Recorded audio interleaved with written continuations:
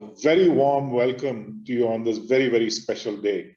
Good afternoon, everybody. Thank you for taking time out. My name is Anand Shankar, and it's my singular honor, privilege, and I'm so pleased to be welcoming all of you and being given the honor to also introduce our speakers for today on this momentous occasion of the 183rd birthday of our founder, and we'll be talking more about our founder and what he has done for us and how he continues to be extraordinarily relevant to the nation, not just the business, but the entire nation and its people.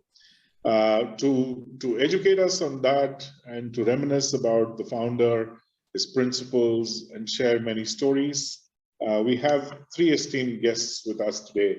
Mr. R. Gopalakrishnan, he needs no introduction at all, but let me just give some of you a quick insight into Mr. Gopalakrishnan's background, some of which you may not be aware of. He's got over 55 years of corporate experience, 34 years of board experience, and he's delivered over 100 keynotes in India and abroad.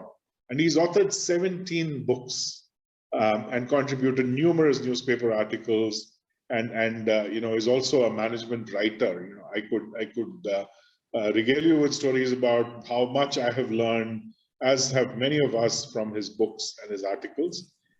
He studied physics at the Calcutta University, engineering at IIT Kharagpur, and attended the AMP program at the prestigious Harvard Business School, and he's been a professional manager from 1967.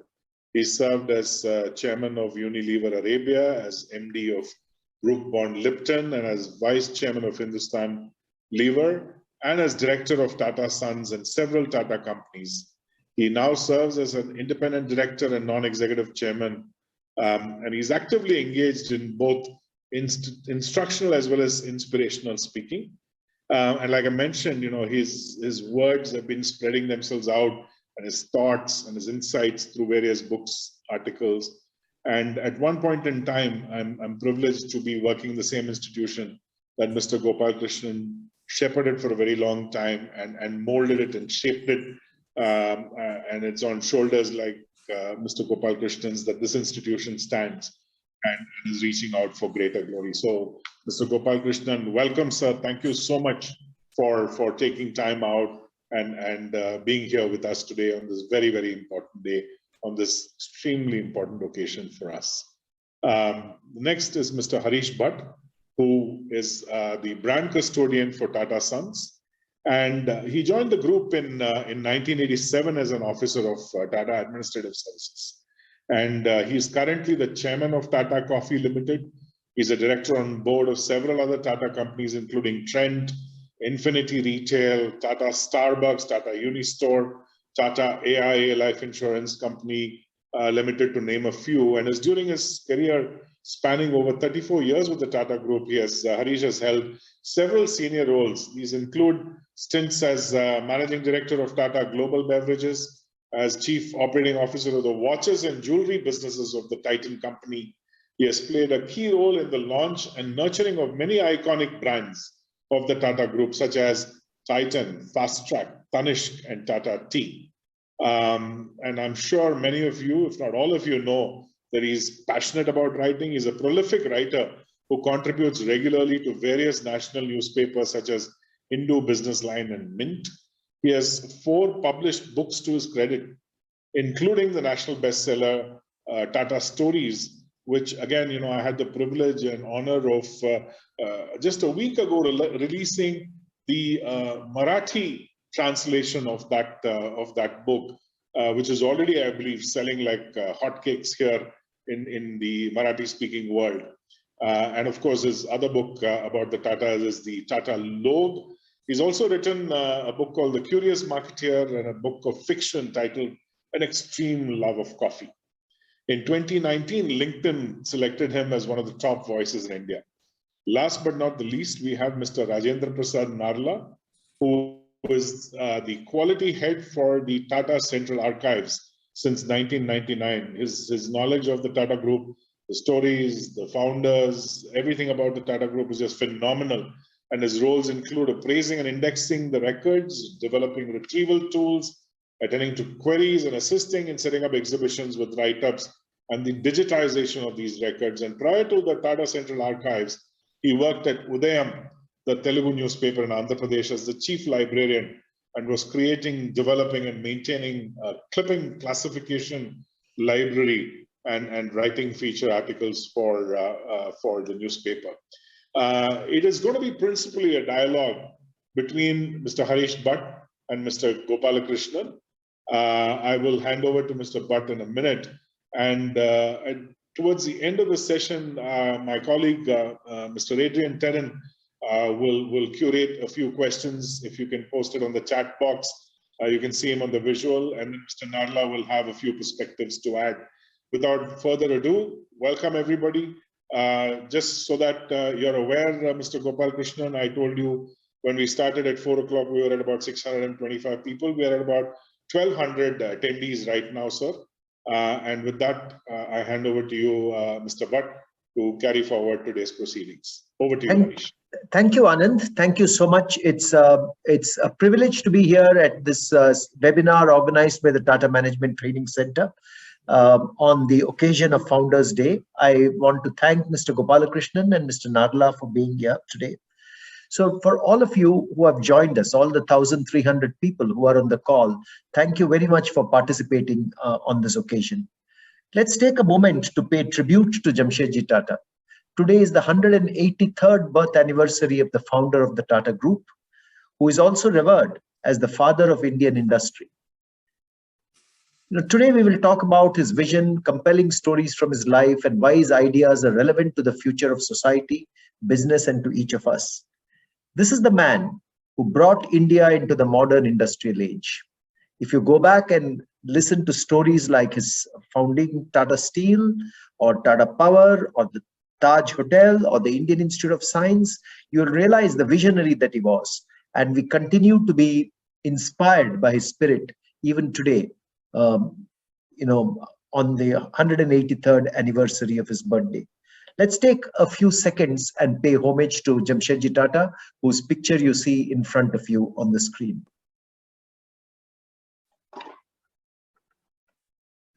I want to start, even before getting into the dialogue with Mr. Gopalakrishnan, I want to start with a story, which I think is very inspiring. And this is a story to do with how Jamsetji Tata established what is called Jntara Endowment Scholarship, the very first scholarship for Indians who wanted to go abroad for their studies. He felt that learning and knowledge were very critical to the development of the future of India, learning and research. And he was already thinking about a university of higher education in science, but he knew that would take some time to set up a magnificent university, which he later did as the Indian Institute of Science. He decided he could not wait for that interim period. So he thought he should send the best qualified Indians for learning and research at the best educational institutions worldwide. The setting of this cost of sending a student abroad was very high. He decided to provide the funds to these students as loans at a nominal rate of interest. And this scheme marked the start of the Jntara Endowment Scholarships. Imagine, this was 1892. We are talking now of more than 130 years in history when the first ever scholarship scheme for Indian students going abroad was set. The very first scholar was Miss Freni K.R. Kama. She was a gynecologist who went abroad for her studies. She received 10,000 rupees at that point in time as the scholarship. And her scholarship agreement, which I will request Narla to talk about a little later, was to pursue the study of midwifery and the diseases of women and children for a period of 2 years. Later on in 1902, he signed an agreement with a lady called Miss Krishnabai Kelavkar, who went on to qualify for a fellowship of the Royal Society of Surgeons at Dublin. Jamsetji Tata was very keen. He was an industrialist. There was no need really for him to set up a scholarship scheme for Indians going abroad. But he was keen that many Indians qualify for the Indian Technical Services and the Indian Administrative Services, which was called the ICS at that time. Many Tata scholars returned to become ICS officers. Many of them became India's leading doctors, engineers, educationists, and barristers. And look at what Jamsetji Tata said at that time. He said, our young men have proved that they can not only hold their own against the best rivals in Europe and the latter's ground, but can beat them hollow. What an inspiring statement this must have been for Indian men and women who are young Indians who were then laboring under the heavy yoke of British rule. That was his confidence in India. But he also looked at this from many angles. He said every Indian that gets into the Indian civil service, he said, is a saving of 2 lakh rupees to the country, because otherwise that pay and allowance and pension would go to Britain if a Britisher were in that role. For him, it was always nation first. How many of you know that amongst the Tata scholars that we have had are illustrious names like President K.R. Narayanan, the scientist Dr. Raja Ramanna, Sir Ardeshir Dalal, Mr. Bal Tilak, Mr. Yazdi Malegaon, Mr. Xerxes Desai, the founder of Titan, Dr. Jivaraj Mehta, the former Chief Minister of Gujarat, and many others. The list is very, very long to mention here. But look at the impact this has had on the country. Between 1892 and 2018, there have been 5,365 recipients of the J.N. Tata Endowment Scholarship. They go to the best universities in the world for masters, PhD, and postdoctoral studies. And even today, to be a Tata scholar remains a distinction, as it was over a century ago. Jamsetji Tata was a great patron of learning. He wanted to encourage young Indians to go to the wide world, drink from the best fountains of knowledge. But more than anything else, he put his nation first.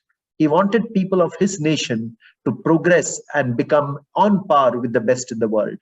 That is the story of the J.N. Tata Endowment Scholarships I wanted to start today's session with.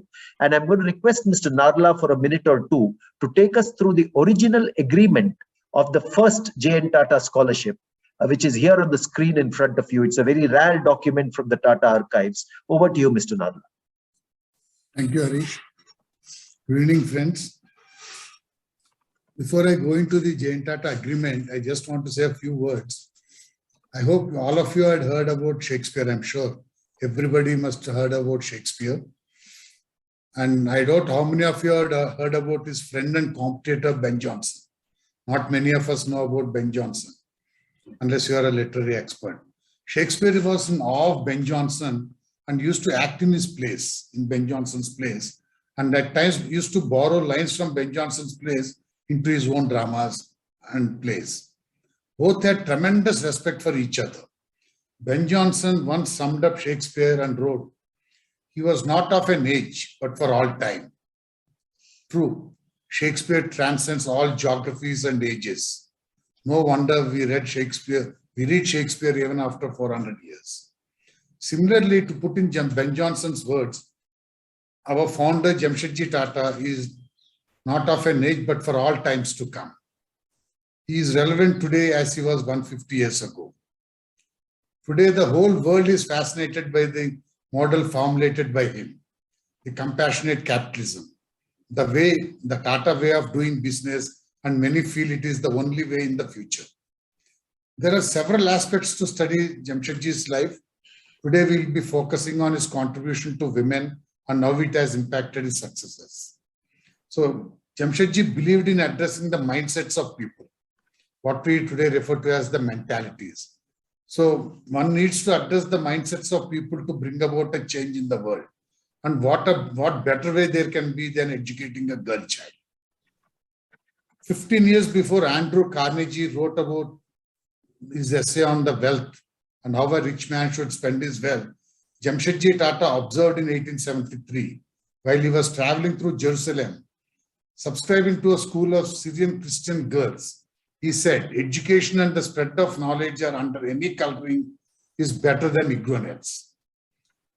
Exactly, that's what he went on encouraging girl childs and this education. And the first beneficiaries of the J.N. Tata Endowment established in name was Dr. Freni Kama. And as Harish has rightly pointed out, the second person was Krishnbai Kelavkar. So, Michelle, can you please move the thing? Whenever it was a girl child's education, Jamsetji used to insist that he should sign the agreement. And for the others, he left his lieutenants and his son's child sign the agreement. This has created a tremendous impact on his successors. They all went about encouraging girl child in their own way. Yeah. We find that Jamsetji during his first factory at the Empress, he employed women. And by 1919, Gaurav Tata brought in maternity benefits at the place, and there was a crush at the Empress Mills. Later on, Harish Tata sponsored, Michelle, you should keep moving. Yeah, later on, Harish Tata and Gaurav Tata sponsored an inquiry into the present education facilities for girls in 1914, which submitted a report on the girls' higher education. Following that, a little later in 1917, the first women employees in South, in Kerala at Tata Puram were employed. And as J.R.D. Tata would recollect in 1957, that all the men folk during that time went on ringing their bells incessantly, raising objection to the women coming to work. And we come and see that later on in 1924, that lady Najbai Tata came onto the board of Tata Sons. She was the only lady between 1924 to around 20 recently, till when Kambata was made the director on Tata Sons. She played a prominent role in electing J.R.D. Tata following Sir Nauroji Sakratwala's death. Lady Meherbai Tata entered public life in 1917. She was consulted on the Sarda Act and against child marriage. Michelle, can you move the slide? She was chairman of All India Women's Congress held in Bombay, and she deplored the backwardness of women and fought for adult suffrage. That is right for all adult people to vote. I can't but resist showing the Air India air hostesses having taken out Air India today. So next slide. These are the air hostesses around 1950s who are being trained. And again, it's emancipation for women who are going for work. Coming to the next slide, we find that it's an inclusive growth. Rami Bai, the first female employee at Tata Chemicals, she worked there for 17 years in soda ash plant. She was invited by J.R.D. Tata onto the stage to inaugurate the 400-ton project, which was the tube dryer and those things in those days. Now today, next slide please. Now today, Tata Steel has broken the last barrier where women were not considered to be employed in the mines. So Tata Steel is today even employing women in the mines. So this shows that the mindsets and the mentalities, how it was addressed in the initial days, played a long way, and this is where we have come to now. Over to you, Harish. Thank you very much, Mr. Narla. So very clearly, you know, the Jntara Endowment Scholarship set up right in 1892. You can see the impact it has had on women's education and women's emancipation and women's progress over the past 130 years. Mr. Narla explained that very well. But I want to start this discussion with a question to Mr. Gopalakrishnan, who has been my senior in the Tata Group and someone I greatly admire and respect. So this is a unique topic. It is themed on a historical figure. When we say why Jamsetji Tata matters to India Inc., themed on a historical figure, and Narla has taken us through some of that history. But it's actually rooted in the present, what matters to India Inc. today. And also the topic is not about the Tata Group, it is about India. Why does Jamsetji Tata matter to India, the country as a whole? Before we proceed to the topic, sir, you have been one of the senior most corporate executives in India. You have held very senior roles in Unilever and Tata in the Tata Group. Can you please share some of your own brief reflections on Jamsetji Tata's life and how it has impacted you as a corporate leader and an author? Thank you, Harish and Anand, and thank you to all the organizers. It's a great pleasure to be here on this program. You asked me to reflect on what memories I have about Jamsetji Tata. Of course, he was a visionary. Of course, he was persistent, and I'm not going to go into one thing that leapt out at me was his openness of mind. Today, contemporarily in any country, society, or even company, this is a hostage to very extreme views that people have, openness of mind. And most of us think we are very open-minded, by the way. But you just talk to your wife and she'll tell you how close-minded you are. So it's very difficult to be open-minded. Open-minded means a particular bent in your mind can be unbent and rebent. That's openness of mind. And there are two episodes with Jamsetji Tata, which sort of struck me.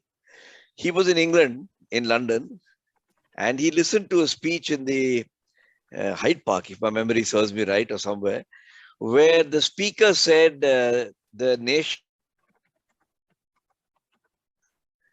I mean, before that, the question of steel and India was not even in anybody's mind. And that became the trigger for Jamsetji Tata to doggedly pursue against a lot of odds. So that's one reflection of an open mind. The second thing that reflects the openness of the mind is I've always wondered, and it'll always remain in my mind as a query. And there's a bit of mystique about it, but then there's nothing wrong with that mystique. What made him state in the 1880s, 1890s, that the community is not just another stakeholder in the business, but is the very purpose of its existence? I mean, you know, this is before anybody knew what's compassionate capitalism and, you know, all the mumbo jumbo that goes on today. It's a very remarkable expression of not separating a company from its community, but to say that's why it exists. It's like saying a husband is not in the service of his wife, he is part of the family. You know, it's as elementary as that. But then it's interesting in the next 100 years how we've forgotten. And the last point that shows his openness of mind is this wonderful journey that he seems to have had with Swami Vivekananda, which caused him to reconsider, rethink his ideas, and finally, as far as I am aware, come up with the idea of a National Institute of Science, which became the IISc. So open-mindedness is something that leaps out at me. I can't say that I have seen that in very many people. And I certainly plead guilty if somebody said you yourself were quite close-minded during your years of service. But that is my overarching impression in response to your question, Harish. That's wonderful, sir. And I think open-mindedness is something that all of us should try to consciously cultivate. But as you say, it's easier said than done. It takes a lot of doing to keep your mind completely open. Now that brings me to a key question, sir. Today's topic is really why Jamsetji Tata, who was born 183 years back, matters to modern India Incorporated. So, you and I have been marketers in our career. And therefore, the first question is, if India Inc. is the subject of the object of our conversation, what does India Inc. really need today? You have rich corporate experience spanning several decades. You continue to be a keen watcher of corporate India. You speak, you write on corporate India. What is corporate India doing well, sir, in your view? And what do we actually need to do to achieve our true potential? Because that would give us some understanding of what are the lessons we can take from Jamsetji Tata's life to meet these needs. That's a good question. And I would like to be reflective rather than analytical in the response that I give you. Just stand back and consider that we are India at 75, so 75 years of independence. That we've come a long way, thanks to many visionaries, is not in dispute. But if you look at a national economy and a society as being comprised of various moving parts, which have to be... Is there any problem with this? Please, sir, please go ahead, sir. And an economy as having... What happened? Is there some noise? Are you able to hear me? Yes, you're audible now, sir. There was an echo a little bit in between, but you're very clear now. Yeah. If you look at it as a number of moving parts, the trick lies in engineering these parts to fit together. So I asked myself the question, forget that you are a Tata person or a Unilever person, what is the relationship of the Indian economy and society with industry? And it has been through various phases in 75 years. whereby it is treated with suspicion, it is treated with contempt, it is, and various things. But when I take a blue skies approach to it, which is the way Jamsetji Tata might have looked at it, because at that time there were no models for him, enterprise. And by using the word enterprise, I'm using Jamsetji's vision, honest and sustainable. I need not justify why he thought of honest and sustainable, because there are enough stories, and Harish, you're the repository of all these stories. But honest and sustainable enterprise, HSE, is at the core of a society and an economy. Why? If there is sufficient honest and sustainable enterprise, then it generates honest and sustainable profits. It is those profits that is used by government and civil society to further culture, education, public health, and so on and so forth. So to get people enhancement, you need an economic, honest and sustainable enterprise. And once that is done, then you can imagine that there can be a eudaimonia among society, a feeling of well-being and happiness. So I think in any society, if you assign the right position for sustainable and honest enterprise, and policies are directed in that way, rather than how do I control it, how do I prevent it, how do I outcome. What I'm amazed by Jamsetji Tata is he had figured it out. He didn't use the words, I'm using more modern words. But he said the way to get to citizen ecstasy is to have good education and good facilities. To do that, you need an honest and sustainable enterprise. And he created a laboratory in Jamshedpur, which stands testimony, not to the mambo jumbo, but to the reality. So that's the overarching thing that I think India Inc. needs to do. If in the next 30 years, instead of all the slogans that we have accumulated over 75 years, if we can create sustainable and honest enterprise in India Inc., we would have created a fantastic powerhouse of resources for this country's legitimate aspirations. That's very well put, Mr. Gopalakrishnan. I think honest, sustainable enterprises. You also spoke about Jamshedpur having been the laboratory. You must have visited Jamshedpur on quite a few occasions during your career with the Tata Group. What strikes you when you go to a place like that, the first smart city built in India by him so many years ago? You know, the thing that really struck me, I went to Jamshedpur when I was in Unilever. And that time I just stayed in one of the guest houses somewhere. But when I went for the first time as a Tata director, I met many employees and visited their homes and so on. And what really struck me is something very, very, very simple. You could drink water from the tap. Wow. And you didn't need water purifiers.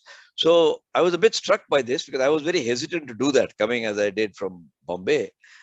And I went and asked Dr. Irani, who was at that time the managing director. And he said, absolutely, this is the only city in this country where you can drink water off the tap. I hope it's still that way. I don't know. But I'm just saying, it is something very simple that elevates your mind into what's a smart city. That's a smart city, not digital. Digital is also a smart city. So that's what struck me in response to your question. Well, wonderful, sir. Well, what a simple thing, but such a wonderful thing that so many years back a city was set up, guided by our founder, where you can drink water from the tap. Excellent. Harish, I've answered your question, but may I also pose something to you? Oh, of course, sir. Please go right ahead. Because we are having a conversation yes, rather of than a Q&A. Course. Yeah. You know, I've talked a little bit about what India Inc. needs and why I think, like Gandhiji, Jamsetji Tata is very relevant to the current and the future of India. By the way, it is my view, if I just put that in context, and Ramchandra Guha has given a speech on this in one of our JRD lectures, that if you have to name that 5 most influential Indians over the last 2 centuries, and you will definitely expect the name of Gandhiji to feature there, perhaps B.R. Ambedkar. you'll find the name of Jamsetji Tata merits serious consideration. So it's in that league I'm talking about. It's not sort of a... Yeah. But the veneration that Jamsetji Tata gets here, deservedly, is something that's extraordinary. But the question I have for you is, what did he stand for?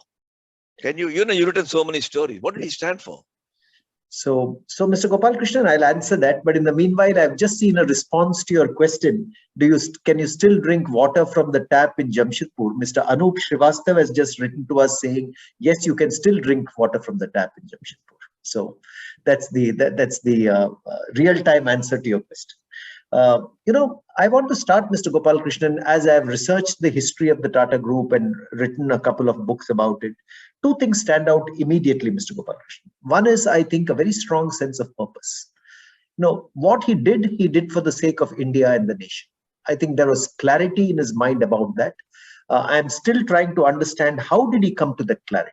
But the fact is that he came to the clarity that what he was doing was with a specific purpose in mind, which was the community and the nation.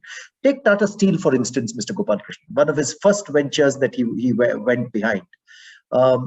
Why did he do it? He did it because he thought India needs its own steel, and India needs its own integrated steel plant, that we should not be dependent just on imports for all the steel that we need. And that purpose kind of, led him to the creation of a huge, gigantic enterprise. Or take the Taj Mahal Hotel in Mumbai. Many people don't know the story. Many people think that he did the Taj Mahal Hotel in Mumbai because there was a Watson's Hotel which kept Indians out. But no, in the 1890s, Bombay was decimated by the bubonic plague, many times worse than the pandemic we have had over the past 2 years. Visitors were not coming into the city of Mumbai. The city was on its knees. He wanted to get the city up with a magnificent symbol of its resurgence or its coming back to life. And that's why he built the Taj Mahal Hotel. So whatever he did, he had a sense of purpose to it. And I think that's an important lesson for all of us, Mr. Gopalakrishnan. What we do in our lives, the sense of purpose to do something for the community, perhaps do something for our families, perhaps do something for the nation, that sense of purpose was clear in his mind. So that was one. But the other thing that strikes me, Mr. Gopalakrishnan, was that he was a pioneer. And to me, a pioneer is a person who breaks new ground, who does something which has never been done before or imagined before. An integrated steel plant was that. He did not have the right technology to do it. So he went all the way to the United States, got the best engineer from there, Charles Page Perrin, to come all the way to India to help him build a steel plant. I wonder, the courage that he would have had to go into the offices of the best engineer in New York and say, please come with me to the jungles of Eastern India. Let's build a steel plant there. That is a pioneer who strikes new ground. And a pioneer needs courage. Or, for instance, the Walwhan Dam and Tata Power. No one had put up such a large hydroelectric facility in India, and he dreamt of it and he conceived it. Perhaps only the Aswan Dam across the Nile or something was of that magnitude. And that was again breaking new ground. He was a pioneer, and his son Dorabji Tata then brought it to conclusion. So I would say, Mr. Gopalakrishnan, being very purposeful, having a purpose in mind, and having the courage to break new ground and say, I will do something that people have not done before, which is in the interest of our nation. Even the Jntara Endowment Scholarship was a pioneering venture.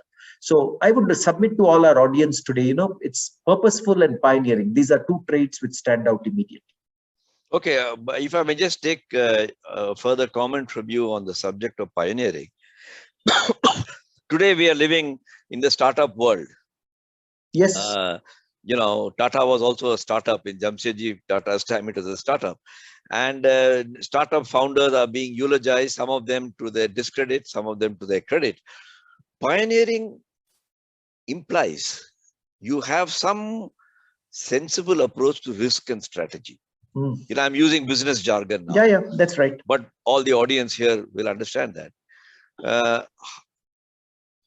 What sort of approach did Jamsetji Tata have to pioneering, but yet managing risk and strategy? That's a beautiful question, Mr. Gopalakrishnan. I have also thought about it many times. Because he was a pioneer, did it mean that he took undue risks? And did it mean that he bet the house? What I'd like to submit is, no, he did not. he took huge risks. Okay, Tata Steel was a large risk and investment. So was Tata Power a large risk, or Indian Institute of Science was a large amount of money which was going into the creation of an university of research. But those are areas where he saw that a sustainable business model could be put in place. He was also a very sharp businessman. And where he decided that a sustainable business model could be put in place, he took the risks and he made the investments required. He was courageous enough to do that. But at the same time, he was not reckless in the risks that he took. If he found that there were businesses that could not arrive at a sustainable, competitive business model, he also withdrew from those businesses. Let me give you one instance. We know the Tata Steels of this world, which have done superbly, or Tata Power, or the Taj group of hotels, IHCL, which have all done very, very well over the years and flowered out, where he took risks and made huge investments. But for instance, he invested in a shipping line. I don't know how many of us know that, he invested in a shipping line. Why did he invest in a shipping line? Because there was a single British line at that time called P&O Shipping. It was owned by the government. It was government backed. And P&O Shipping was putting up its rates for shipping constantly. He rescinded those exorbitant rates, which P&O Shipping was charging all Indian merchants. And he said, let me start an Indian line.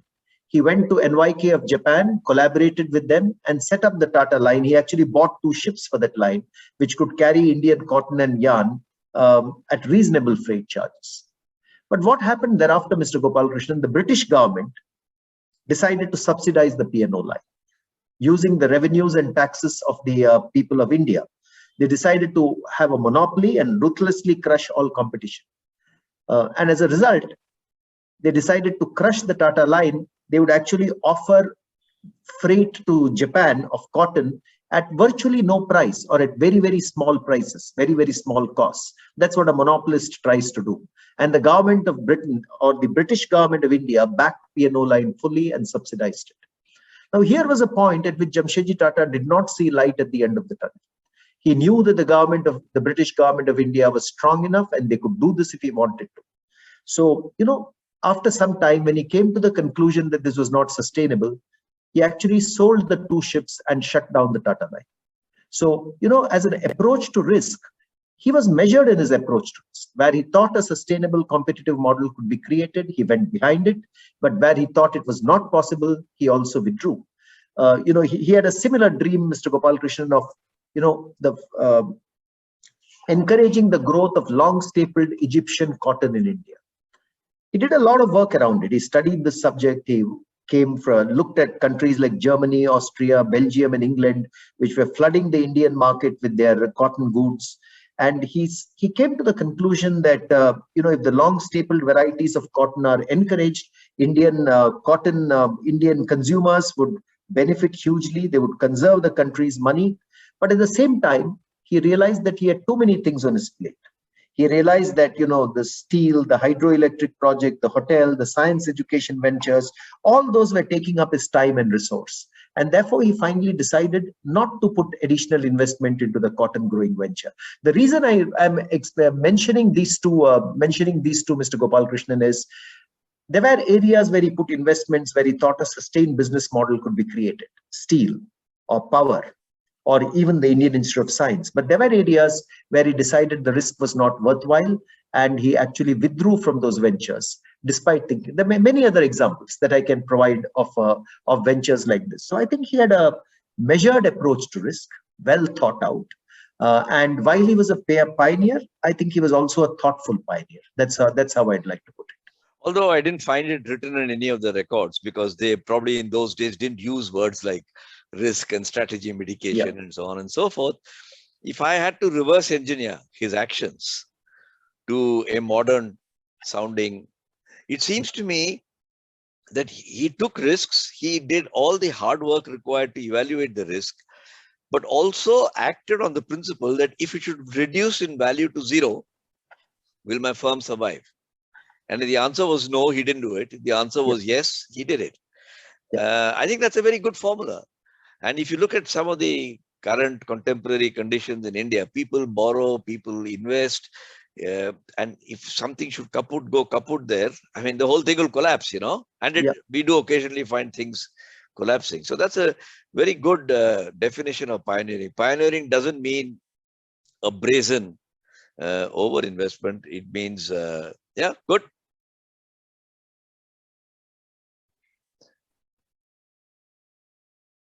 Hello? Yes, go ahead, Mr. Gopalakrishnan. No, I've finished. I just said that. So, Mr. Gopalakrishnan, the question I want to ask you, as I know we have another 10, 15 minutes, is, while we reflect on purpose and pioneering, but Mr. Gopalakrishnan, Jamsetji Tata also built up very profitable enterprises. If you look at his first ever industrial enterprise that he created from scratch, the Empress Mills at Nagpur, Mr. Narla told us a little while back about the creche at the Empress Mills, about the welfare facilities for workers. He introduced the Provident Fund there, the pension fund there for the first time ever in India. But the Empress Mills was also very profitable. If you look at the Empress Mills through exceedingly good quality and through a very great focus on what customers wanted, I'm just reading out here, the Empress Mills became a very profitable enterprise. I'm told by 1920, the total profits of the mills were 50 times the original capital, and the shareholders had gained splendidly, including bonus shares. So he was focused on profits as the economic engine, but he wanted a lot of that profit to go back to the community, go back to the employees. That's the way I would see his approach to risk and profits. But I want to, as we are coming towards the end of this discussion, Mr. Gopalakrishnan, I want to ask you a question. We have talked about Jamsetji Tata being purposeful, about his being pioneering. We have talked about his measured approach to risk. You spoke earlier about his being open-minded.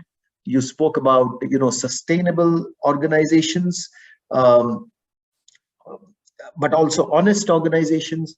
If I were to weave all that back and talk about the subject of today's conversation, if you distill learnings from his life into 3 or 4 actions for India Inc., for everyone on this call, all the 1,900 people who are on this call just now, what are those 3 or 4 actions, Mr. Gopalakrishnan, that would be important for today's modern Indian corporate to bear in mind? I will not give 3 or 4 lessons. I have one overarching lesson. And I hope all the TM people and the leaders will support them. Learn to be an institution builder. You can manage resources, you can make them more productive, more efficient. All that is important. Please do so. But learn to be an institution builder. So let me just... I undertook a research project, and I don't want to divert my subject, as to what creates a business enterprise institution builder. And we found 8 attributes. And we've written 6 books about modern institution builders, which is not the subject of today's discussion.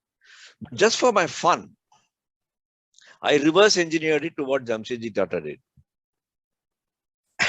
And I found that although he has not written a paper or a book or read out a management thing, that's exactly what he did. And in a good institution builder, releases people power. And if you see the life of Jamsetji Tata and how he went about it, his great emphasis on people, which in many ways, by the way, Tata is not perfect. Nothing is perfect in the world. Neither is Tata perfect. But you have to look at the aggregate of what is done. Tata is very good at releasing people power. You'll find that he was very good at critical thinking. Critical thinking means learning to be an astronomer apart from being a geologist. What do I mean? A geologist goes into a subject and is analytical. An astronomer looks above and say, what is this subject a part of? So if you send a geologist around and tell you what minerals there are, the other one will look at the sky and say, oh my God, what a creation this is. So, you get very different pictures. Jamsetji you had described how he sat down and did the detailed calculations for Empress Mills and so on. But he also looked at the sky and said, why should we not have an Institute of Science and so on? Yes. And the last and the one is to manage short and long term simultaneously. The most classical example of a short and long term manager is our wives and daughters, who manage to produce a baby but never stop dreaming about what that baby will become when it grows up. I think all male managers must learn from their wives, their mothers, their sisters, because a woman is a great source of pride, the way she manages short and long term. And I think those are the three overarching lessons that I would like India Inc. to carry away as pro institutions, and I hope Tata's can be one such, to create programs on how to make a good company CEO into an institution builder. And I'm just volunteering. I'm very happy to make a small contribution if to the extent I'm capable of.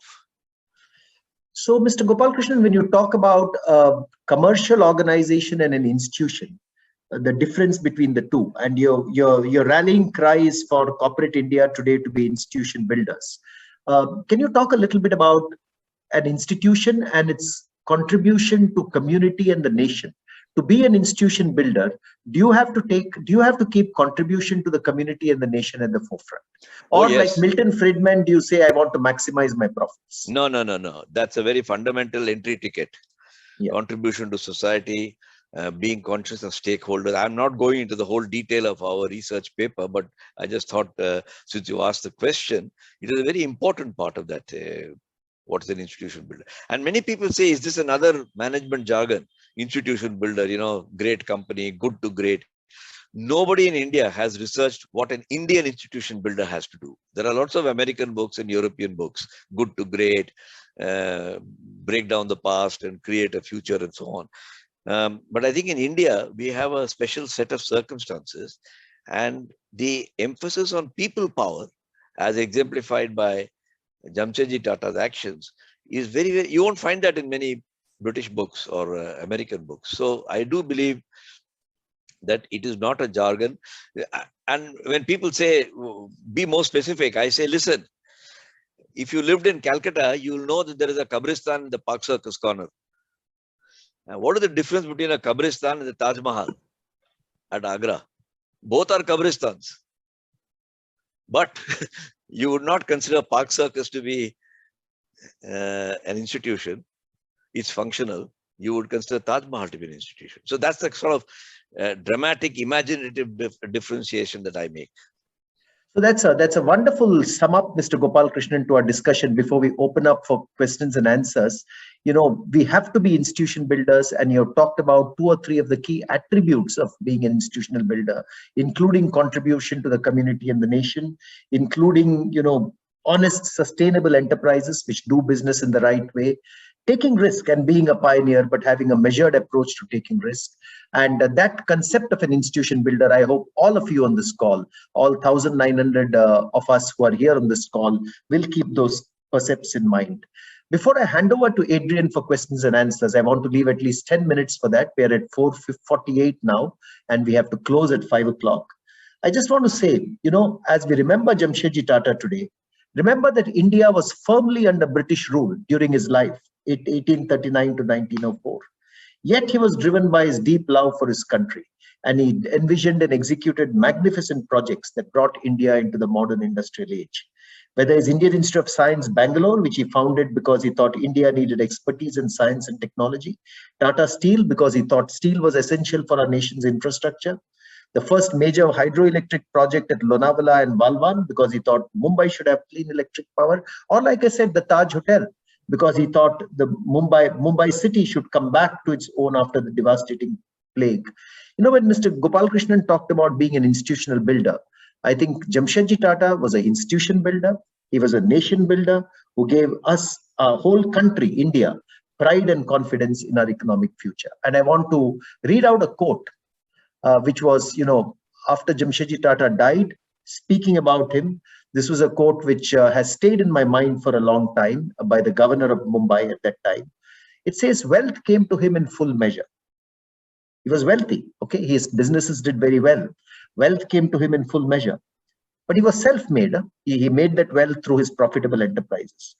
Wealth came to him in full measure, but he remained to the last what he was by nature. A simple, modest gentleman, seeking neither title nor place, and loving with a love that knew no bounds the country that gave him birth. When you love your country so deeply, you can move mountains, and you can make sure that you establish the new industries of the future. So to all of you, I think the life of Jamsetji Tata is truly an inspiration to us.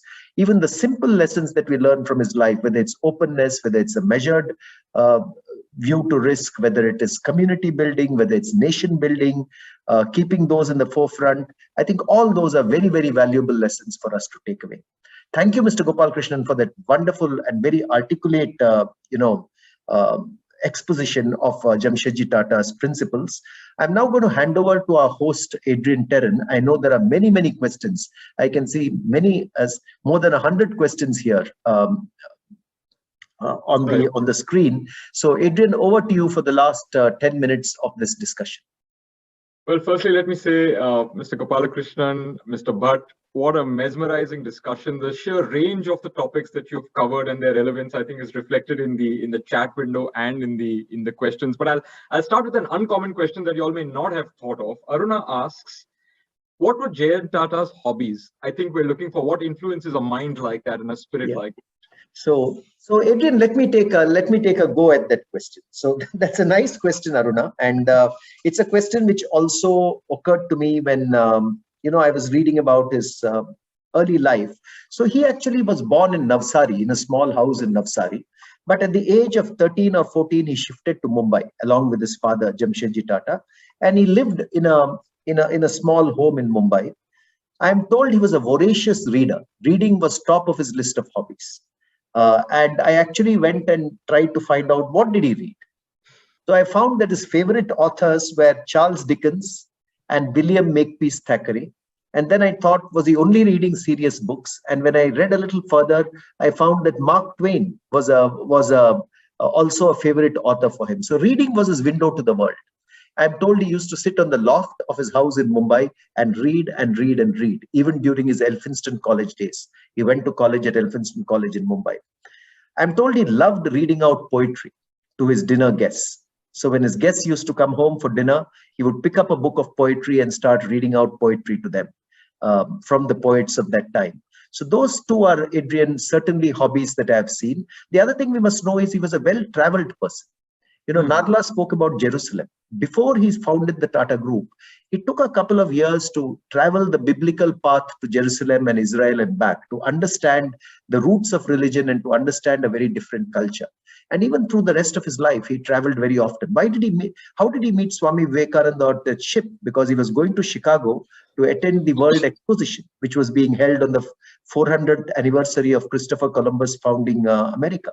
So I would say travel, reading, those were the kind of key interests he had, all of which fed into his becoming an institution builder. I might just add that he never drank alcohol, but he was very fond of good food. And I have visited his home, which is opposite the Bombay Gymkhana, which is called Esplanade Mansion. Of course, some other trust is occupying it. But in the middle of that building, there is a cavity, and the food was cooked downstairs and used to be pulled up on a pulley to serve the guests who sat around on the top floor. So food was quite a passion for him, according to the records that I have seen. Excellent. So, Mr. Gopalakrishnan, since Harish spoke so much about our beloved founder's love for reading, and you yourself are a prolific writer, and I should say, therefore, a reader, and I've read many of your books and really learned a lot from them. Let me come to you and ask you about a topic that you're personally very passionate about and have studied with great interest and passion. You've written a book about it as well. And Mriganshu and Abhijit, I'll combine both their questions. They ask, why is it so difficult to churn out visionaries like Mr. Tata in today's era? And I ask this because Abhijit asks, how would Jamsetji Tata react if he sees the Indian startup scene today, both the good and bad? And I know, Mr. Gopalakrishnan, you have a very insider view of this, so would love to hear your views. Let me be brief so that I don't fall victim to my own words, which I've been reading and writing. To be a visionary, and I'm not one, so I'm not saying this from experience, but I've observed other people. You need to be a fabulous listener.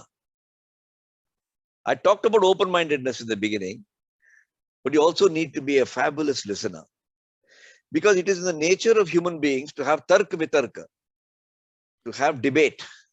In fact, all religions in India encourage it. Even the Lord Buddha told his people that don't believe what I'm telling you, Think about it. And if you don't agree with me, that's fine. So there are lots of voices to be listened to. And visionaries allow their decisions to be influenced by the voices they're listening to, not to the point of confusion, but to the point of refining it. And since we're living in a very noisy world with technology, mumbo jumbo, fake news, we find it very difficult to do. So that's the second question. What would Jamsetji Tata have felt about our startup scenario? It's difficult for me to get into his skin, but he was so hung up is the word I would use. He was so committed to the sustainability and the honesty of enterprise that he would have definitely puckered an eyebrow. Not all startups are dishonest, but if you look at our track record in the last 30, Biocon and a few such companies, how many of them have stood the test of an IPO and continue to grow and survive? Not too many. But I suspect he would have not wanted to contribute to that, but to create. By the way, I must just mention in passing, in India, we have registered under the government statistics 63 million enterprises, 63 million. Of these, only 20,000 have a capital of more than 10 crores. Of the 20,000, only 5,000 have been listed in the stock exchange. And of the 5,000 listed in the stock exchange, only 100 account for 80% of the stock exchange. So we have created a land of pygmies in which a few giants you're looking for. That is the ecosystem that I'm seeing. And that is what I seek to institution builders. That's very evocatively put, Mr. Gopalakrishnan, and I know that when we speak of pygmies, we are of course contrasting them with giants like Mr. Tata himself. But I want to take this listening piece and come back to you, Harish, because the other side of listening is curiosity, and obviously Dinyar Gilder knows that you're a big fan of curiosity, given the title of your book, of one of your books. But I'll combine his question with Sridhar's because they both refer to the same thing. Dinyar, of course, asks the obvious. The short answer would probably be yes, Harish. But if you had to elaborate, he asks, did Jntara have a huge amount of curiosity? And then Sridhar goes on to ask, what books would you recommend, Harish? Because I know your bookshelf is crowded with all the history about the Tata Group. What books would you recommend to learn more about Jntara and other such wonderful institutional builders?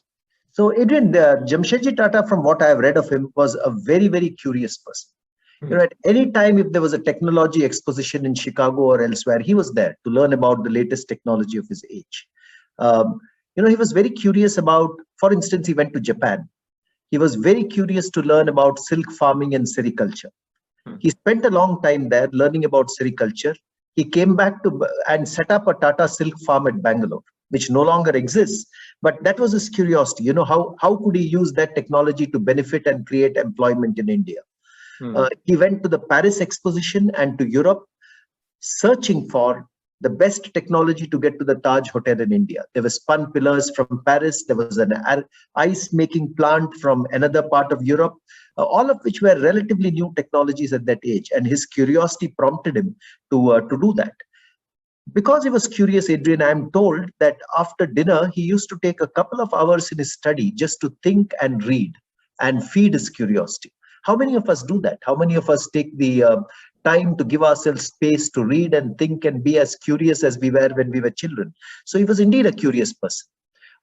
So thank you, Dinyar, for that question. I agree completely with you. On the books, Adrian, there are two excellent books I'd like to recommend for people who want to read about the life of Jamsetji Tata in particular. One is this book. It's called For the Love of India, written by R.M. Lala. It's a book on the life of Jamsetji Tata. There is, of course, a biography, the original chronicle of Jamsetji Tata's life by Frank Harris. That's a far more detailed book, and R.M. Lala's book For the Love of India is very readable.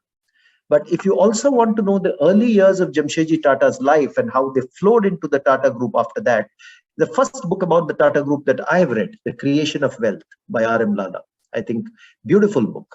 So one of these two books, Adrian, I think would be good for people who want to know more about his life. Thank you, Harish, for those recommendations. And just as you said, Vaibhav concurs with you. He says it's very difficult to read a book. It's a very difficult process. So obviously, he's asking for tips, but I'll leave for him to reach out to you on LinkedIn to get tips on how to read a book.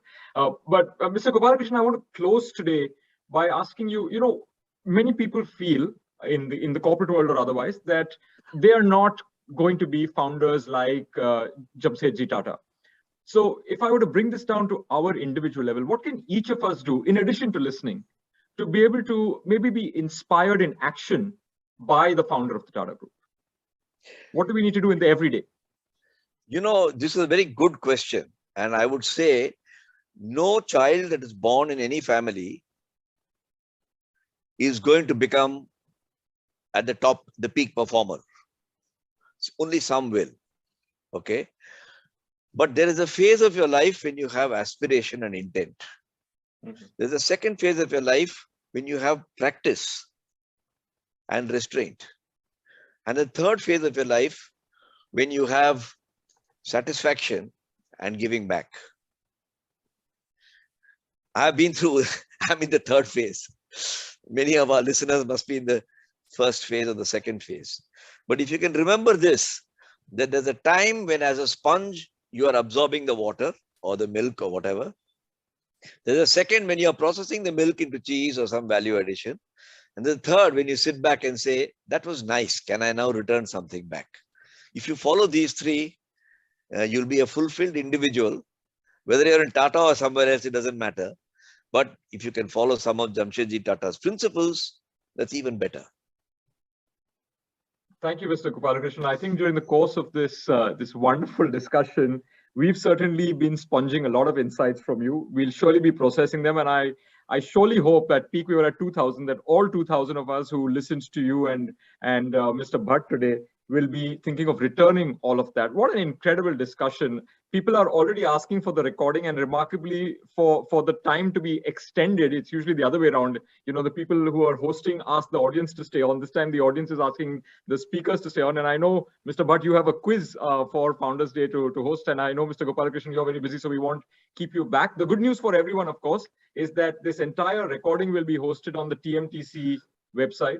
What an engrossing discussion, so replete with insights. Whether it was understanding Jntara's remarkable traits of openness of mind and the primacy of the community, or the idea of an honest and sustainable enterprise, a concept we can always hold in our head to generate profits for people enhancement rather than personal enhancement, a key differentiation there in that insight. And also learning to be an institutional builder in the three ways that I remember. One is to release and unleash the power of people, to sharpen our own critical thinking, but also critically to balance the short and long term, which we can learn from all the women in our lives and all the mothers who nurture children. We also learned that to be a pioneer, you need to break new ground, to go where no one has gone before, and really activate the pioneering gene in whatever degree that exists within all of us as we try to find our own true purpose. Just wonderful. I have to begin and end by thanking our illustrious panelists, not just for an enlightening discussion, but for taking us on an astonishing journey today. This was clearly not just nostalgia for the past. It was a series of lessons we can use to make our lives better today and tomorrow, and hopefully the lives of others as well. Mr. Gopalakrishnan spoke about the pure drinking water in the taps of Jamshedpur, but this hour has certainly allowed me to soak up all the goodness and the insights exchanged today. Thank you to the one and only Mr. Gopalakrishnan. Thank you to the Tata Group brand custodian, Mr. Harish Bhat. Let me also thank Mr. Rajendra Prasad Narla of the Tata Central Archives. And we are, of course, grateful to our host, Anand Shankar, Director of the Tata Management Training Center, and his team, the team behind all of this, Girish Poddar, Shekhar Vaidya, Michelle Anthony, Jaya Sapkale, and Virat Mehta. But also to our wonderful Corpcom colleagues, corporate communication colleagues around the Tata Group who helped us reach out to all you wonderful people who attended today. For each of you who joined today, we'll be sharing a digital keepsake. Keep an eye out in your mailbox, and thank you and good evening. Thank you so much, Mr. Gopalakrishnan. Thank you, Harish. Thanks. God bless and take care. Bye. Thank you, Adrian. Thank you very much. Thanks to Anand and to you and all the organizers. Absolutely. Thank you.